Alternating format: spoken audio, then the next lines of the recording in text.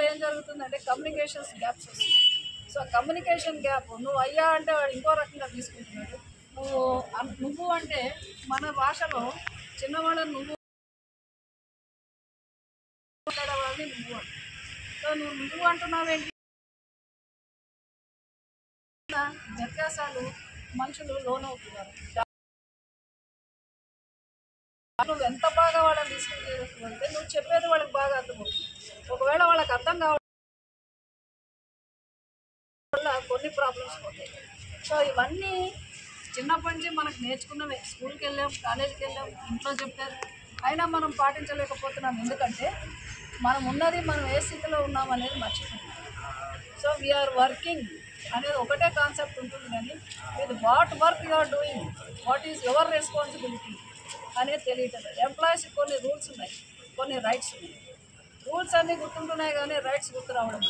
So rules are with rights, without rule there is no right. So ఇవన్నీ గుర్తుపెట్టుకుంటే నాకు పనిచేశాను, 18 సంవత్సరాలు వివిధ జిల్లాల్లో పనిచేశాను. జిల్లాల్లో ఎక్కువ స్టాఫ్ ఉంటారు. ఎందుకనంటే రూరల్ పాపులేషన్ సిటీకి మైగ్రేట్ కావడం కష్టం కాబట్టి రూరల్ పాపులేషన్కి తగ్గట్టుగా ఇక్కడ స్టాఫ్ని ఏర్పాటు చేస్తారు. సో వేరే సిటీస్లో ఆల్రెడీ సగం మంది సిటీస్ నుంచి పనిచేసి వచ్చాం. అక్కడ స్టాఫ్ తక్కువ ఉంటుంది, పని ఎక్కువ ఉంటుంది. సో ఇక్కడ స్టాఫ్ ఎక్కువ ఉండి పని ఎందుకు తక్కువ అవుతుంది అంటే మనకి ఐకమత్యం ఉంది. So one should have the cordial relation with each other.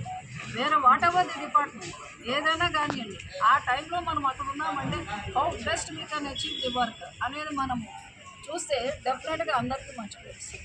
అలాగే శానిటేషన్ వర్కర్స్ కూడా చాలా ఎక్కువ మంది ఉన్నారు, సఫిషియెంట్ ఉన్నారు, లేరని కాదు. కానీ ఎవరి పని వాళ్ళు చేయకుండా వేరే వాళ్ళ పని ఎంచద్దు. మీ పని నువ్వు చేసుకున్న తర్వాత పక్క వాళ్ళ పని ఎంచడం మొదలుపెట్టండి. అలాగే ఇంకా అవుట్సోర్సింగ్ స్టాఫ్ ఉన్నారు. సో పోలీస్ అవుట్ పోస్ట్ ఉంది, మీకు సపోర్టింగ్గా వేరే వివిధ సంస్థల నుంచి థర్డ్ పార్టీ. సో అందరితో కలిసి ఐకమత్యంలో ఉండి సే నో టు వైలెన్స్, అది ఫస్ట్ ఎజెండా మనకి. సెకండ్ ఎజెండా ఏంటంటే the government time to time ఏదో ఒకటి మనకి టార్గెట్ ఇస్తూ ఉంటుంది. So let us reach all the targets.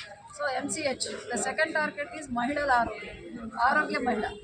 So మహిళలు బాగుంటే పిల్లలు బాగుంటారు, పిల్లలు బాగుంటే రేపొద్దున నేషన్ బాగుంటుంది.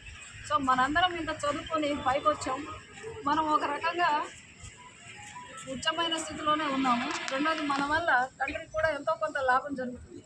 సో ఇప్పుడు నెక్స్ట్ జనరేషన్ వల్ల ఏం లాభం జరుగుతుందంటే పిల్లలందరూ ఆల్కహాల్ అడిక్ట్స్ అవుతున్నారు.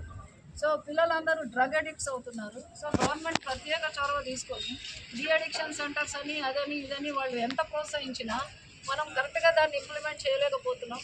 సో డీ అడిక్షన్ సెంటర్ అంటే ట్రీట్మెంట్ కాదండి, కౌన్సిలింగ్. సో కౌన్సిలింగ్ అంటే ఆల్ లెవెల్స్, ఒక స్టాఫ్ నర్స్ లెవెల్లో చేయొచ్చు, నా లెవెల్లో చేయొచ్చు, డాక్టర్ లెవెల్లో చేయొచ్చు. So that we should give a good citizens for the future country. So ఇవాళ బాలలే రేపటి పౌరులు. సో మనం పౌరులను బాగా తయారు చేయకపోతే, ఇప్పుడు మెటర్నిటీ అండ్ చైల్డ్, పుట్టిన బిడ్డ ఆరోగ్యంగా లేకపోతే రేపొద్దున వీక్ సొసైటీ వస్తుంది.